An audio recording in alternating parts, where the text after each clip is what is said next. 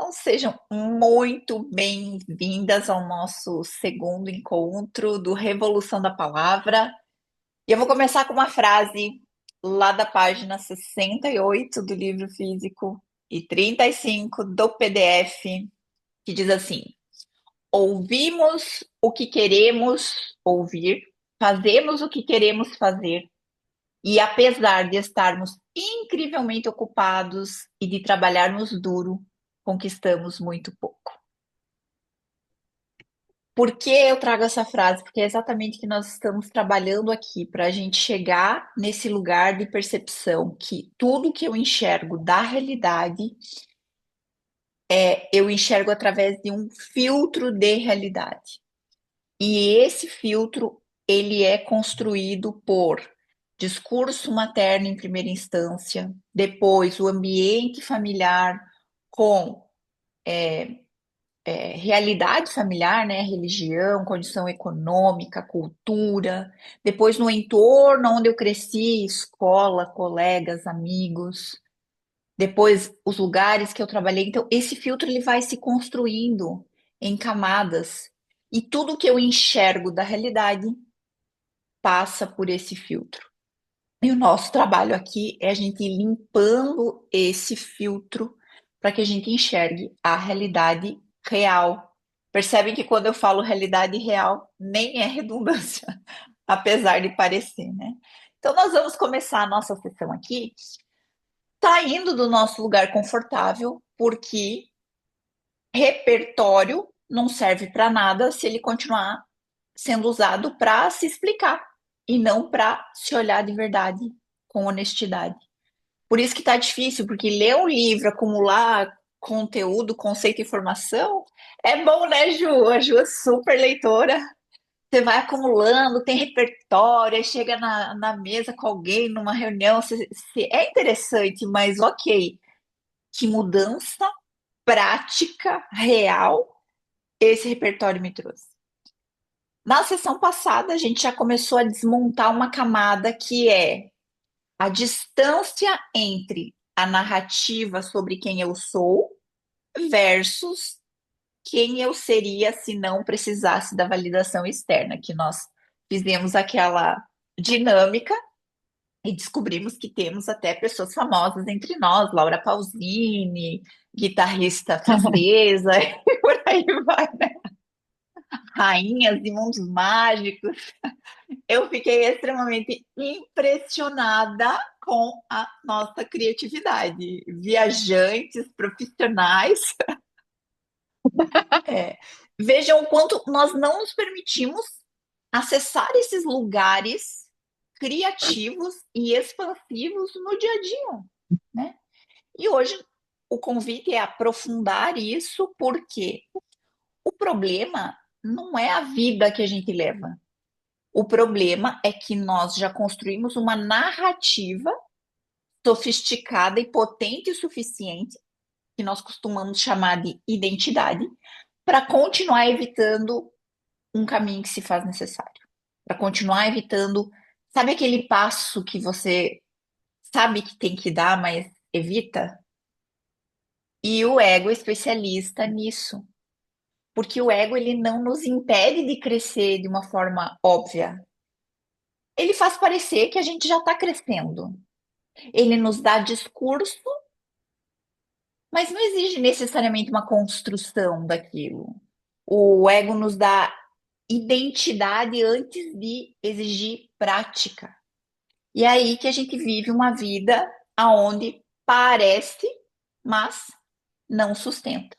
O autor fala isso na página 52 do livro físico e 28 do PDF. Ali, ó, no primeiro, segundo, terceiro parágrafo, ele diz: as aparências enganam. Já é até jargão, né? Que as aparências É, enganam. Agora, com o Instagram, ainda piorou. Ter autoridade não é a mesma coisa que ser autoridade. Ter o direito e ser direito tampouco são a mesma coisa. Ser promovido não significa necessariamente que se está fazendo um bom trabalho ou que sequer tenha merecido a promoção. Eles chamam isso de fracasso ascendente em alguns sistemas burocráticos. Impressionar as pessoas é algo completamente diferente de ser impressionante. E aqui a gente caberia até uma reflexão, né? Eu estou querendo impressionar as pessoas com as coisas que eu falo e faço?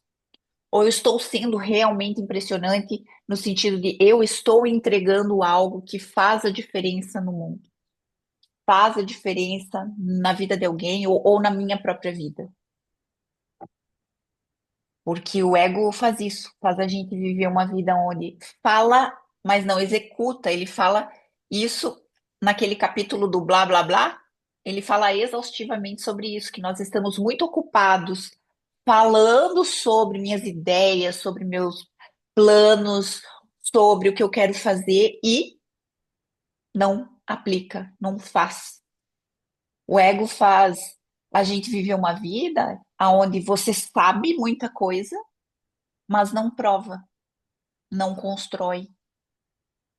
Veja, eu me formei na faculdade aqui, fiz MBA na FGV, ganhei uma bolsa para fazer um doutorado na Espanha, voltei, dei aula na pós-graduação, blá, blá, blá.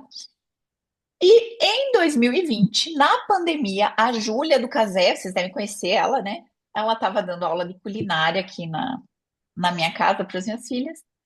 E aí ela falou: Nossa, você, né? Como você cresceu? Porque aí na época eu estava trabalhando com Eneagrama e viajando bastante, trabalhando em um monte de lugares. Ela falou: Nossa, te conheci de roupinha da academia. Ou seja, na cabeça dela, eu era a esposa do doutor Fulano, mãe das menininhas, entende? E que de repente, e isso também é responsabilidade nossa. Se a gente sabe, mas não mostra. E por que que às vezes eu não mostro? Porque eu tô evitando ser criticada.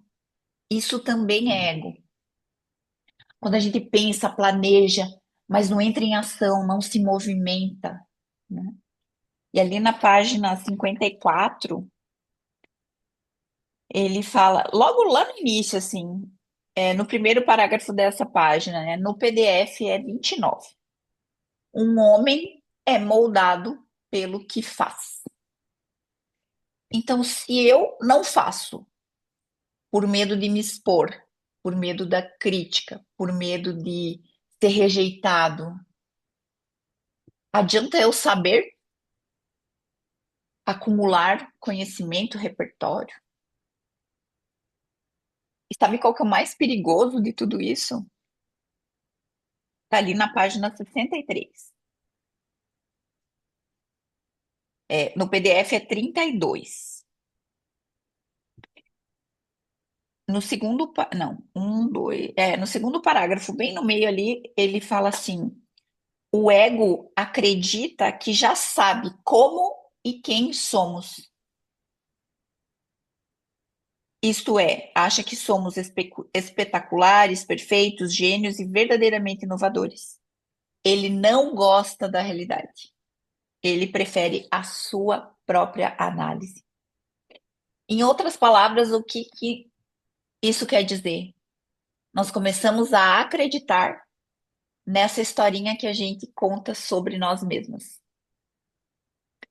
E eu espero que vocês já tenham se dado conta que este clube não é para entender o livro, nem para acumular um repertório, mas é sobre usar o livro como um espelho para olhar para si mesma e como uma ferramenta para ampliar a nossa percepção de realidade. E principalmente questionar as nossas certezas. E o objetivo com esse livro especificamente é conduzir vocês para um lugar onde vocês não possam mais confundir potencial com realidade, intenção com comportamento e identidade com performance. Quantas vezes você julga o teu valor pela performance? Só que o que é a performance? É uma edição para monitorar, controlar a percepção que o outro tem sobre mim. A performance, na maioria esmagadora das vezes, é isso. O que a gente está fazendo aqui é interromper o nosso auto-engano. E isso é difícil, porque a gente precisa dar um stop nessa historinha, nessa narrativa que eu conto sobre mim mesma. E durante essa semana, né, as meninas disseram: Meu Deus, que difícil. Eu até perguntei para a Marisa: o que que tá difícil? É o teu dia? O que que tá desafiador? É o teu dia ou são as perguntas? Foram os dois. A vida,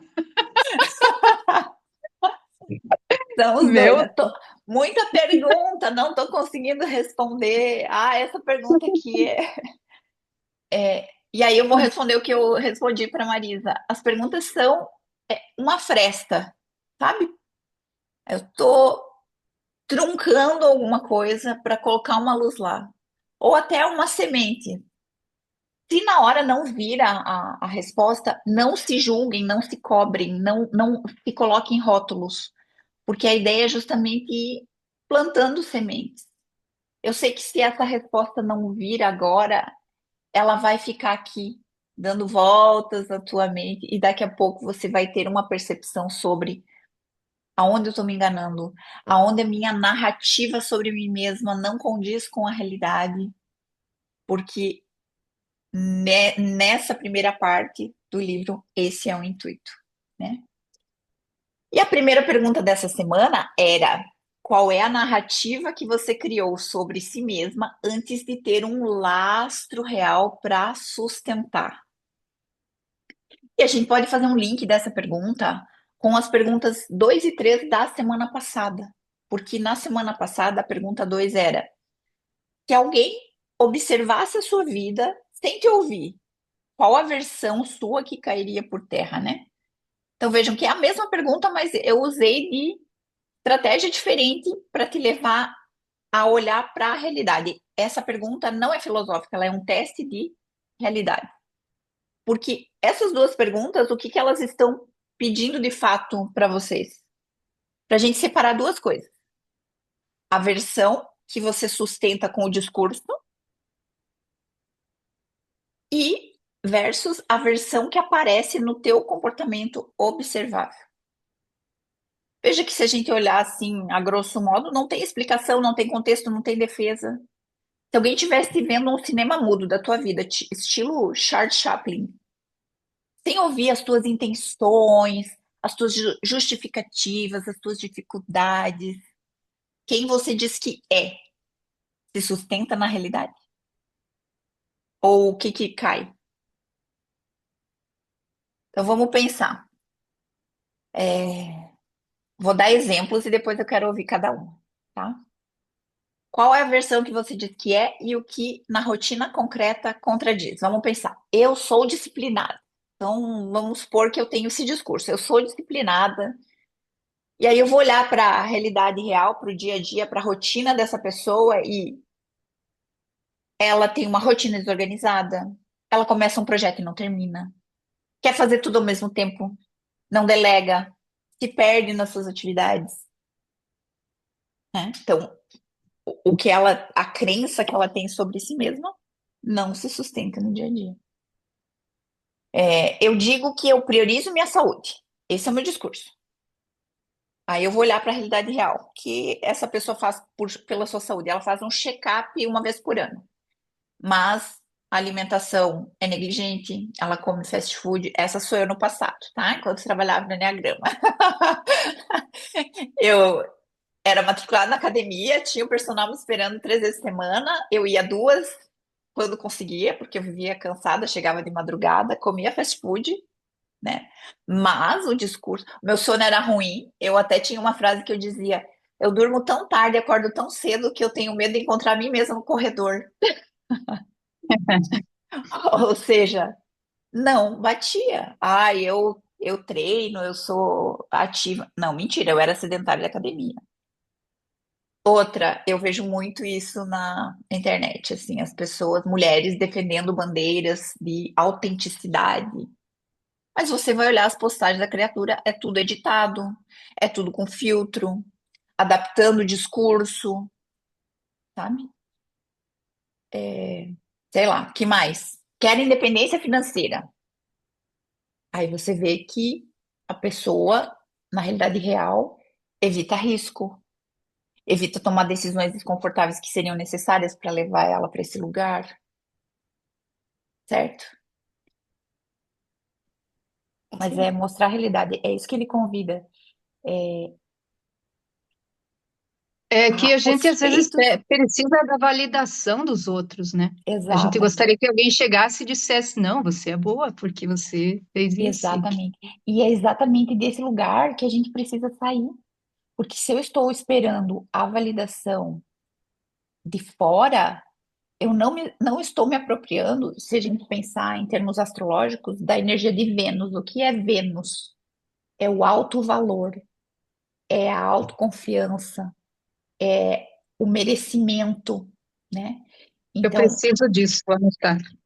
aham. Vênus é essa energia, é a energia do feminino, da feminilidade, na verdade, né? Do alto valor, da autoestima, do merecimento. E aí, enquanto a gente não se apropria da própria energia do seu próprio Vênus, você fica buscando em coisas externas, que pode ser a validação do outro, que diga, ai, você é boa, escreve divinamente e tudo mais, mas pode ser com coisas materiais. Essas pessoas que ficam desfilando Hum. bolsa de luxo, carro, não sei o que, importado, sabe? Postando que tá viajando de primeira classe. São todas pessoas que não se apropriaram do próprio Vênus. Você pode ter e fazer tudo isso.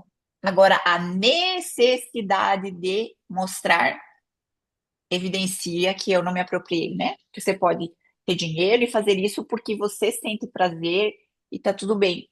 Então, tudo o que a gente faz é desde que lugar eu faço. Porque posso fazer a mesma coisa sem a necessidade, sem ser necessária, sem me sentir necessária, né? É, eu não sei se foi no livro ou se foi na postagem que a Luana me mandou, que ele fala que enquanto a gente sofre dessa síndrome de ser necessária, eu não acesso a minha verdadeira generosidade.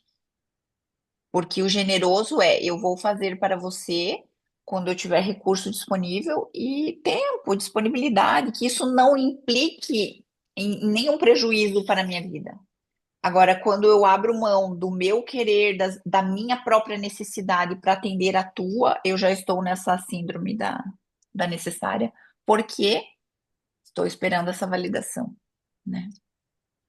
Sabe que uma analogia que eu gosto de usar, quando eu trabalhava em liderança, eu usava muito esse exemplo, que a energia masculina, ela é a engrenagem dos negócios, e que a energia feminina, ela é o óleo das engrenagens.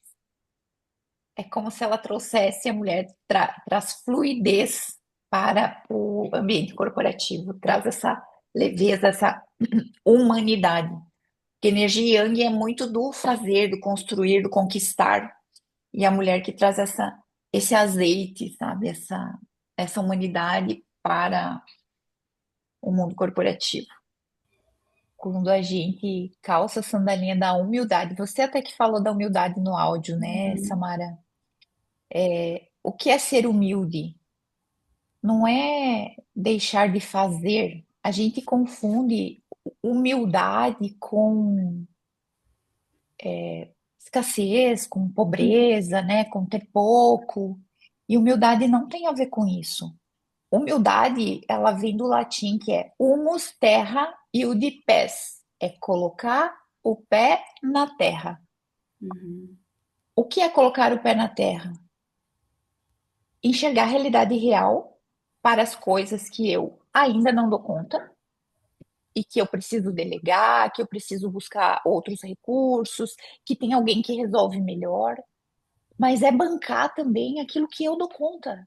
Dizer, ah, isso eu sou capaz, até aqui eu sou capaz. É nos apropriar também das coisas que eu sei e faço.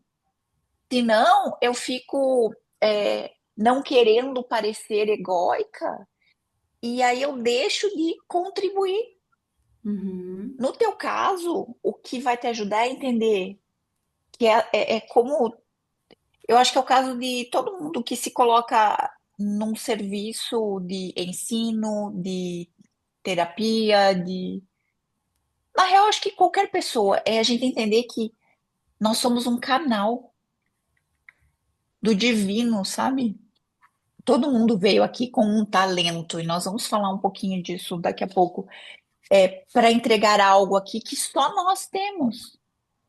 Agora, o nosso ego, ele quer controlar, ele quer maquiar, ele quer garantir um resultado X. Agora, quando eu me coloco a serviço, eu entendo, olha, eu sou um canal, eu tenho determinados recursos e eu vou fazer o meu melhor. Parece que sai esse peso da cobrança, porque você vai estar lá na turma dando o teu melhor, que eu sei que é muito, não é pouco, mas realmente tem coisas que não cabem a você, ou talvez ainda não. E a perfeição, falei nos stories essa semana, é o quê? É um delírio. É um ideal delirante, né? De sei lá o quê. Porque o que é perfeito para mim pode não ser perfeito para o outro, né? Enfim, então é se colocar realmente como um canal e saber que você tem muito a entregar e que talvez esse muito e outra, às vezes não é suficiente. Às vezes o outro que está ali, ele não está em condições de absorver aquilo, que é o que a gente falava no início. A constelação chegou para mim de muitas formas. Eu não estava pronta para absorver aquilo, só 5 anos depois. Em 2019, eu acho, não, 2020, eu fui convidada pela Prefeitura de Água Doce, ou 21. André, você lembra qual foi o ano? Pela Prefeitura de Água Doce, para dar um workshop para todos os professores do município. E eu cheguei lá com uma visão super vanguardista de, de colocar a criança no centro dos olhares, que é tudo aquilo que a gente conversava, né, Samara? E de todos aqueles 70 e poucos professores, duas professoras vieram falar comigo e, nossa, é isso que eu penso, blá, blá, blá. As outras saíram de lá achando que eu estava fora da casinha. Uma delas consultou com o Luiz Antônio depois e falou: Ah, é tudo bem bonito o que ela fala, só que não é aplicado, não é aplicável no ambiente escolar. E hoje, 6 anos depois, recém eu escuto o Marista começar a mudar algumas coisas no sentido daquilo que eu falava lá em 2020, entende?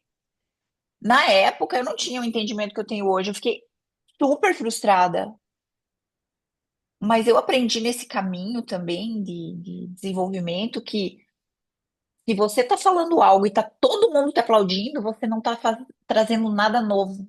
Você está falando a mesma coisa que todo mundo concorda com uma roupinha bonita. Então, talvez seja desse lugar, sabe, Samara? Ai, não pude contribuir, não é porque você não é capaz, não é porque você não deu conta.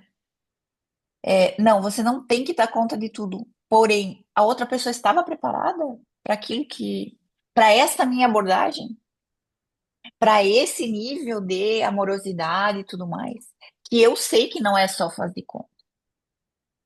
Talvez muitas vezes você tenha que sustentar usando o teu ego, mas não é só ego, entende?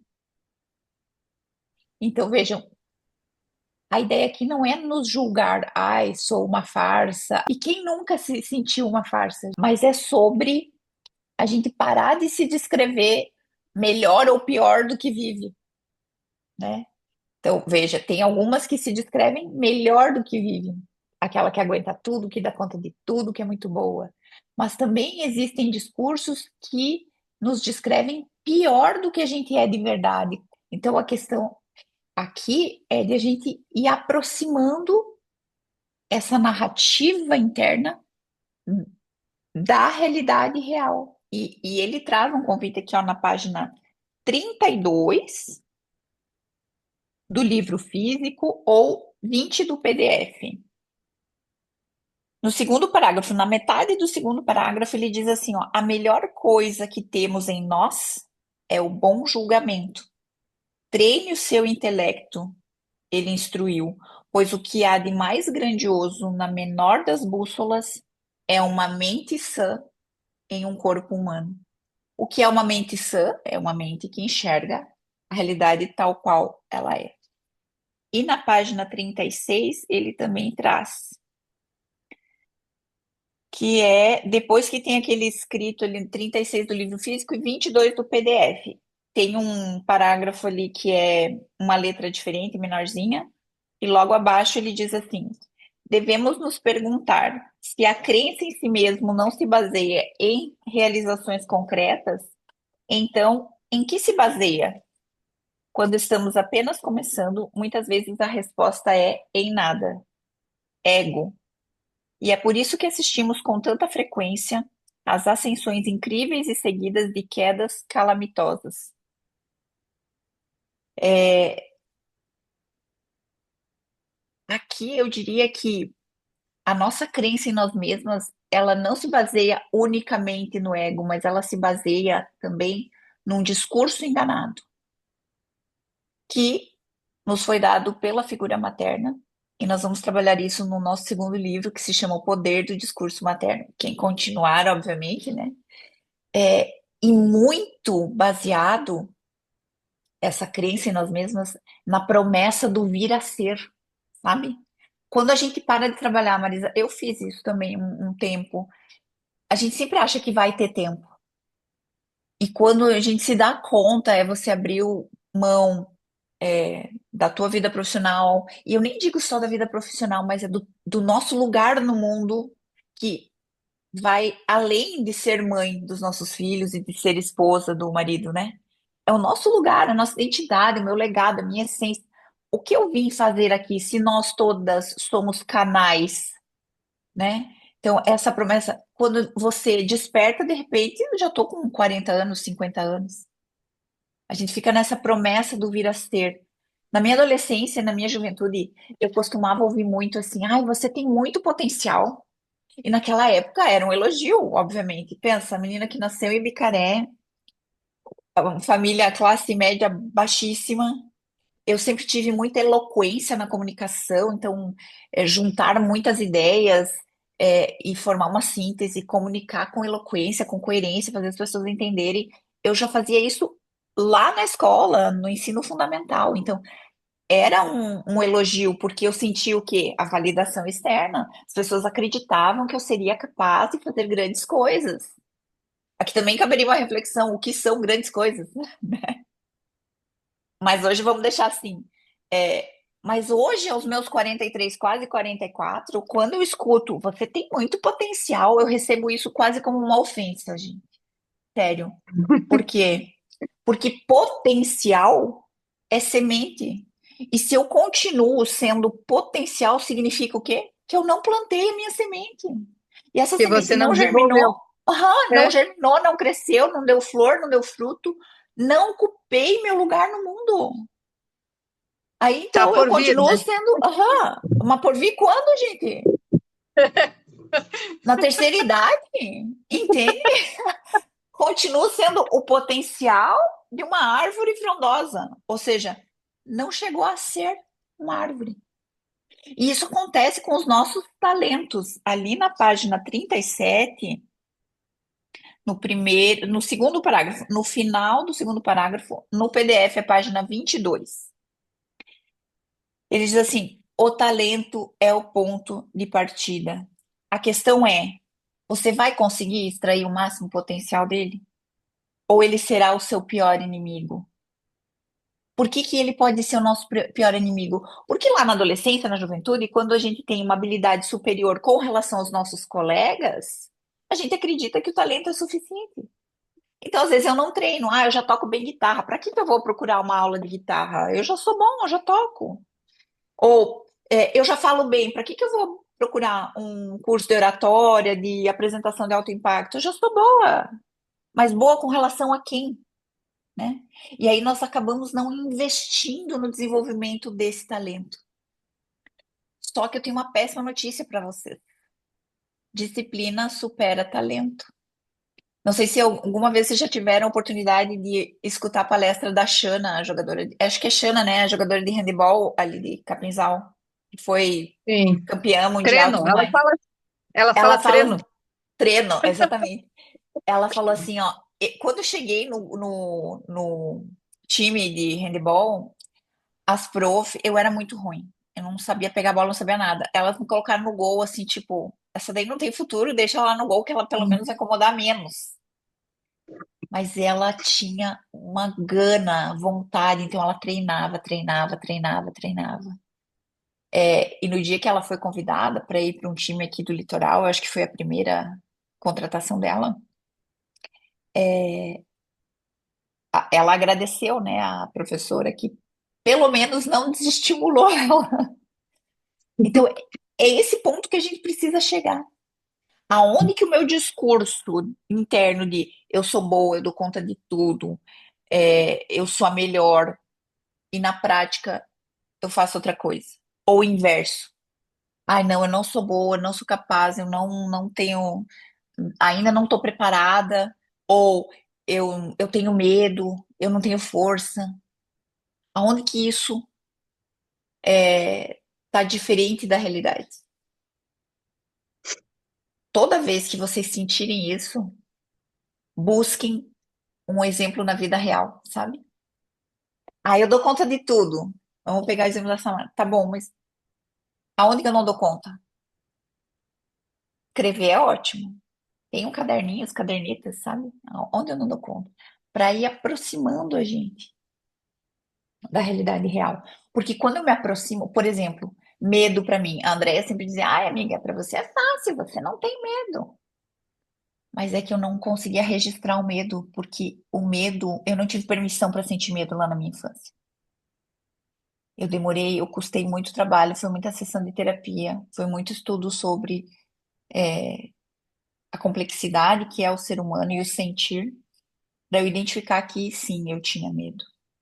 Porque só quando a gente identifica algo eu posso trabalhar.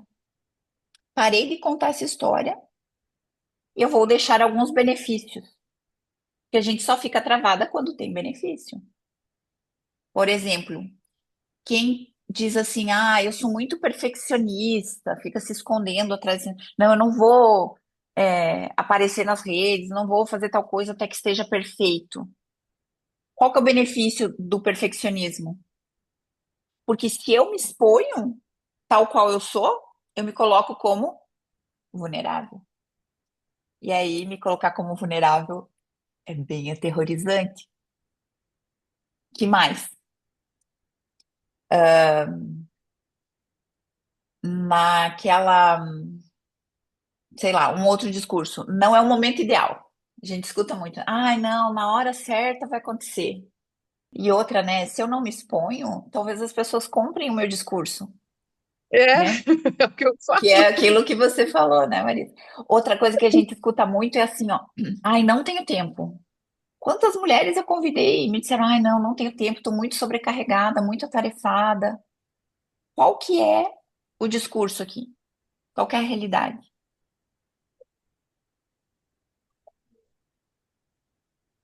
Não é a A prioridade. realidade é que não quer mesmo, não quer, né? Uhum. Quem quer, dá um jeito, quem não quer, dá uma desculpa, né? Mas exatamente. Vocês duas falaram a mesma coisa, você e a Ju, né? Tipo, é priorizar o mais do mesmo dentro da minha zona de conforto, de não sair da minha rotina, disfarçada de obrigação. Mas se a gente olhar para a realidade real, o que você faz e supera no dia a dia, às vezes mostra o contrário, né? Que você é capaz, sei lá. Então, a pergunta aqui a Eu acho que provocação, também digamos, pode é falar. medo também do que vai, né? Do que vai vir, né? Do que vai de se expor, talvez, de acessar uma coisa que às vezes não é o que a pessoa espera, né? É, é que assim, Ainda ó, mais às está no vezes eu título vou do livro. trocar algo que não É. é uau, mas é seguro. Então, se eu der um passo, eu não tenho a previsibilidade do resultado, né?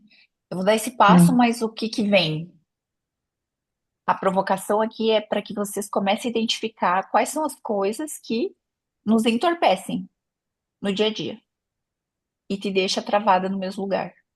Quais são as desculpas válidas, aceitáveis, menos aceitáveis, mas que te impede de dar esse passo? esse micropasso, né, Luana? Que às vezes até o micropasso a gente pena.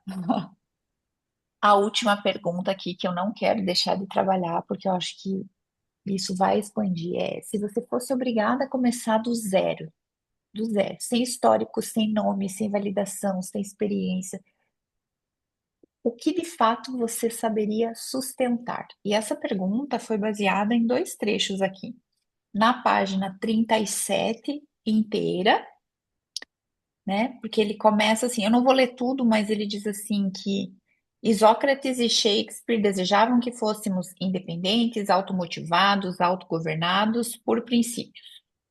Nossos valores culturais quase tentam nos tornar dependentes da validação e da ideia de merecimento e governados por nossas emoções. Aí a Luana tem o PDF, né? Página 22. Os temas de nossos gurus e de nossas figuras públicas tinham como objetivo quase que exclusivo nos inspirar e encorajar e garantir que poderíamos fazer qualquer coisa que nos passasse pela cabeça. Na realidade, isso nos enfraquece. E aí ele termina dizendo que o que vemos em Sherman, que é o cara que ele está dando como exemplo, é a conexão profunda de um homem com a realidade. E também na página 38, que é na sequência ali, a capacidade de autoavaliar as nossas próprias habilidades é o maior talento de todos. Sem ela, o aperfeiçoamento se torna impossível. Nessa etapa, você deve praticar olhar para si mesmo a uma pequena distância, cultivando a capacidade de enxergar além dos próprios pensamentos. O que é raro não é o talento, a habilidade ou a confiança em seu estado bruto, mas a humildade, a diligência e o autoconhecimento. Apesar de pensarmos grande, precisamos agir e viver pequeno, se quisermos conquistar o que buscamos. Aqui está a parte que eu estava procurando antes, né? Eu quero que você me diga em uma frase curta, se você fosse obrigada a começar do zero, o que de fato você sustentaria? Então vejam, meninas, se a gente olhar com honestidade a nossa troca de hoje, o que que fica evidente?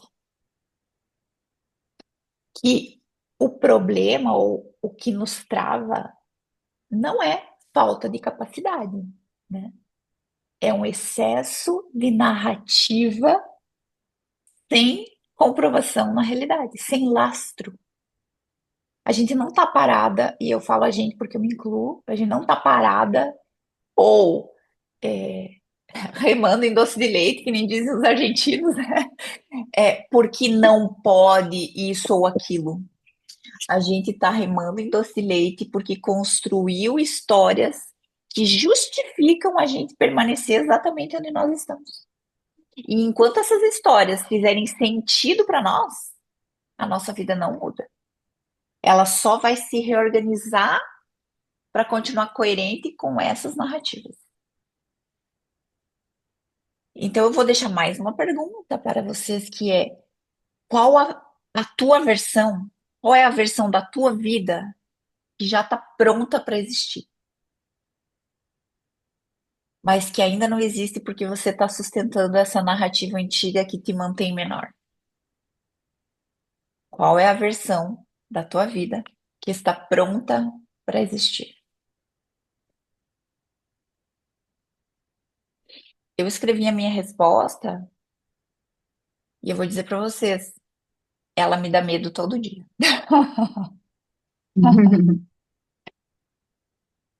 Só que o mais importante é exatamente o convite que eu fiz para Marisa antes, é o que você vai fazer de diferente depois da sessão de hoje? E não é amanhã, nem semana que vem, não. É hoje ou amanhã. Amanhã é feriado, não tem problema. Eu posso fazer um micro passo de planejar algo. Então, qual é a versão da sua vida que está pronta para existir e o que eu vou fazer de diferente a partir de hoje? Todo santo dia. A migalhinha de todo santo dia. E quem não tiver ideia nenhuma, eu vou deixar um desafio. Que nas próximas 3 semanas, enquanto a gente continuar nesse livro, né? Você faça uma coisa, uma vez por semana, diferente do habitual. Pode ser ir tomar um sorvete, chupar um picolé, e tomar um café numa padaria que você nunca foi. Algo que te dê prazer. Algo que você faça pela tua criança interior. Comprar canetinha colorida, sei lá, fazer um desenho. Não sei. Tomar um banho na banheira se tem casa. Ou tomar um banho de sol lá, ficar 15 minutos. Não sei. Algo diferente. Porque se nada muda na prática, você só participou de mais um clube de leitura, teve uma conversa inteligente sobre você mesma e é exatamente o tipo de coisa que o ego adora, né? Parecer intelectual, parecer erudito e te manter no mesmo lugar. Sim. Quero dizer para vocês que eu amei os áudios da semana passada, foi uma coisa super inusitada. Eu propus porque a gente estava esgoelada de tempo, que nem hoje. Mas eu gostei de usar os áudios nos vídeos, então se vocês me autorizarem, as outras eu também gostaria de usar. E hoje eu vou pedir para vocês escreverem lá no WhatsApp o que mudou na tua forma de perceber a realidade e de se perceber a partir da nossa sessão de hoje, tá? Que mudou? Eu vou escrever essa pergunta lá no grupo e daí vocês respondem para mim. O que mudou na tua forma de perceber a realidade e de se perceber a partir da sessão de hoje? E eu vou terminar o nosso encontro com uma frase aqui da página 60 do livro físico e da 31 do PDF. Vou repetir, né, o que eu já li antes, que é: se quiser ser grande, cada lutador deve ter alguém melhor com quem aprender. Ah, eu não repeti, é outra. É, se quiser ser grande, cada lutador deve ter alguém melhor com quem aprender, alguém inferior para quem ensinar e alguém no mesmo patamar com quem se comparar.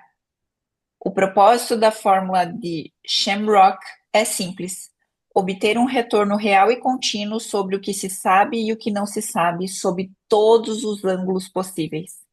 Isso elimina o ego, que nos deixa inflados, o medo que nos leva a duvidar de nós mesmos e qualquer preguiça que possa levar à acomodação. Como Shamrock disse, ideias errôneas sobre si mesmo destroem você. Pessoalmente, jamais deixarei de ser um aprendiz. Esse é o objetivo das artes marciais. E você precisa usar essa humildade como ferramenta.